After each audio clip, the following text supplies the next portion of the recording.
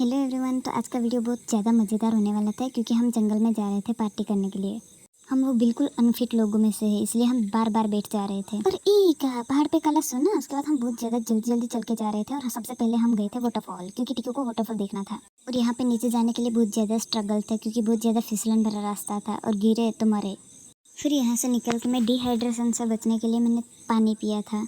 और ये beautiful flower 5 या 7 साल में एक बार उगता है। इसकी स्मेल बहुत मस्त थी। हमने सोचा चलो पेट के बारे में थोड़ा सोचते हैं, इसलिए हमने क्रेप पकड़ लिए थे और खाने का इंतजाम करने में बिजी हो गए थे। उसके बाद हम जिस जगह पर खाना बना के खाने वाले थे उस जगह पहुंच गए थे। पापा ने आग जलाई थी और मैं और किंजू भाई क्रेप साफ कर रहे थे और थोड़ी ही देर में हमारे चावल रेडी थे। फिर मैं प्याज काट रही थी और टमाटर भी काट ही लिया था। और क्या हमने कोई फ्रूट देख लिया, ये फिर हमने तोड़ लिया, फिर खा ही लिया। और क्या, हम तो जांगड़ लोग हैं, कुछ भी खा लेते। फिर हमने खाना बन गया था, वो खा लिया और खाना खाने के बाद बहुत ज़्यादा ठूसने के बाद हम घर चले गए थे।